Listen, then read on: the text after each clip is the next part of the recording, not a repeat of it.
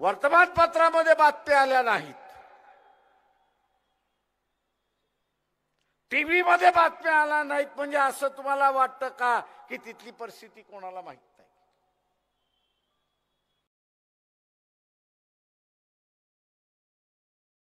मध्यंतरी अमित शहाने सांगितलं मी तिथे जाऊन येणार आहे, आणि 4 दिवसानंतर आला की दौरा रद्द झाला.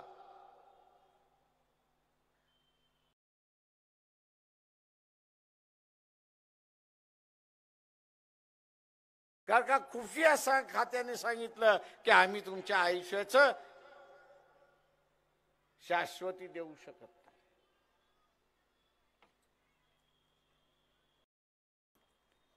तुम्ही तुमच्या पक्षाचा अजेंडा बघितला, देश नाही बघितला, अशा असताना आमचा आरोप आहे. तुम्ही तुमच्या पक्षाचा अजेंडा बघितला, पण देशाला खाईत घातला, अशी असणारी परिस्थिती आहे. उद्या लोकसभेच्या निवडणुका होणार आहेत का काश्मीर, जम्मू आणि काश्मीरमध्ये, याचा तरी खुलासा करा. की उद्याच्या निवडणुका जम्मू आणि काश्मीर सोडून होणार आहेत, याचा तरी खुलासा.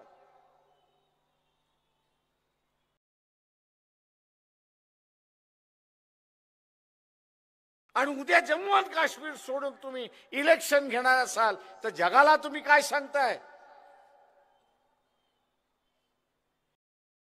जगाला संदेश काय देताय की काश्मीर आमच्या बरोबर नाही, जम्मू आमच्या बरोबर नाही, तो अशांत प्रदेश झालेला आहे आणि म्हणून आम्ही घेऊ शकत नाही. हा ही दिंडोरा पिटवणार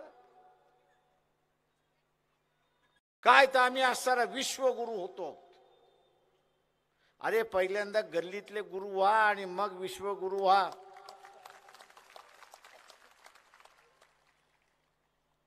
त्या मॉरिशस सारख्या वर्ध्याच्या असणाऱ्या अर्ध्या जिल्ह्यापेक्षा देशाने तुमच्या असणारे 44 कुटुंब हाकलून दिली, तुम्ही काहीच करू शकला नाहीत.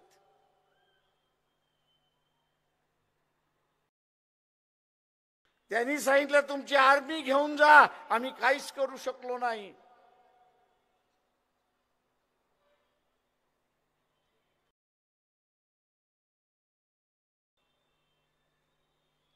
मित्रो, बाबासाहेबांनी असणारा एक इशारा दिला, धर्म आणि जात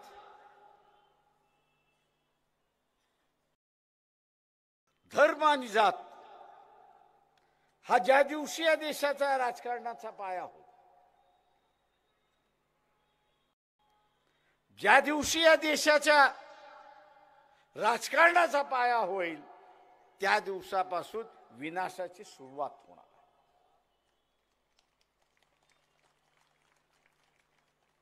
मतदारांनो, थांबवणं हे तुमच्या हातामध्ये आहे.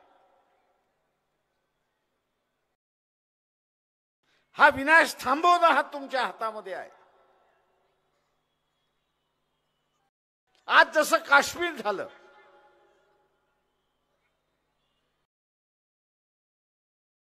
उद्या आणखीन काहीतरी होईल.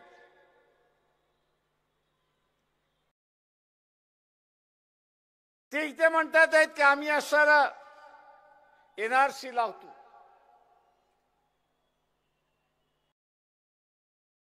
ज्याचा स्वातंत्र्याच्या चळवळीशी इतिहास नाही, असा इतिहास सांगायला निघालेला आहे.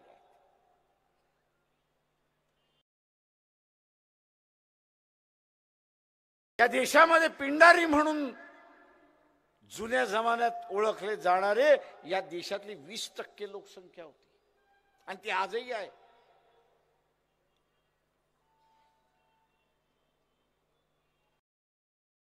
– 1857 बंड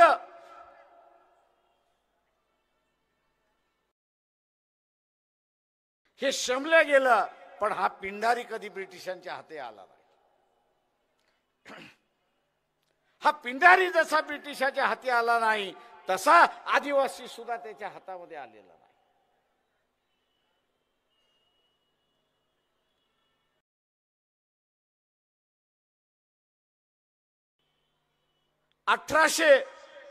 81चा क्रिमिनल ट्राईब ऍक्ट जो आला, गुन्हेगारी जमातीचा कायदा जो आला, त्या गुन्हेगारी कायद्यातून हा 20% जमात पकडण्यात आला अशी परिस्थिती आहे.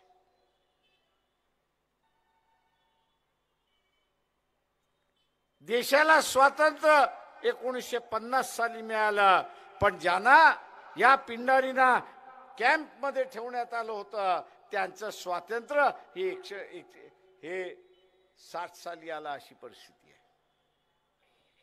10 वर्षात त्यांचं स्वातंत्र्य मिळालं अशी परिस्थिती. आज ही माणसं, त्यांना गाव माहित नाही, त्यांचं कुटुंब त्यांना माहित नाही, कुठलीच कागदपत्र नाही आहेत.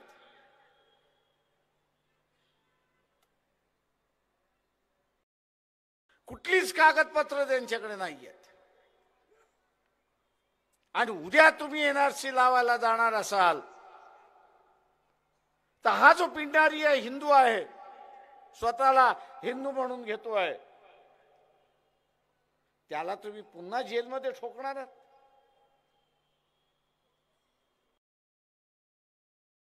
पुन्हा तुम्ही त्याला असर कॅम्प मध्ये डांबणार आहात. कशासाठी? तर त्यांनी ब्रिटिशांपुढे हार मानली नाही म्हणून. आणि ज्या पेशवाईने असर नांगी टाकली ब्रिटिशांसमोर, त्यांना असर तुम्ही नागरिकत्व देणार.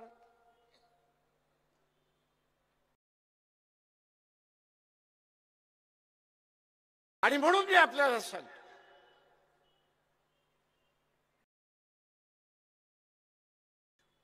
आता कोणीही कोणाचं वर्चस्व मानायला तयार नाही. बरोबरीने वागवा तर आम्ही बरोबरीने तुमच्याशी. हाताच्या बाहेर परिस्थिती जायला लागली तर तुम्हाला ठोकल्याशिवाय राहणार नाही, एवढं लक्षात घ्या.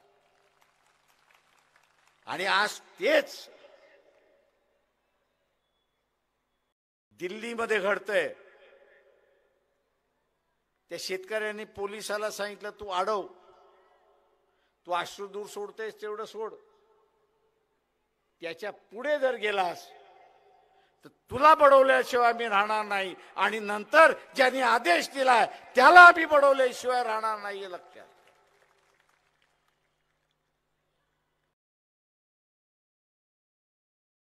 कारण तू किसानही म्हणतोय. मी मागच्या वर्षी आलो होतो हीच मागणी घेऊन.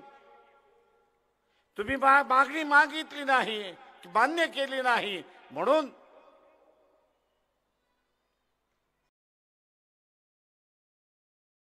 तांदळाचं आलेलं पीक, धानाचं आलेलं पीक हे बेभाव मला विकावं लागतं. आणि आता आलेला गव्हाचं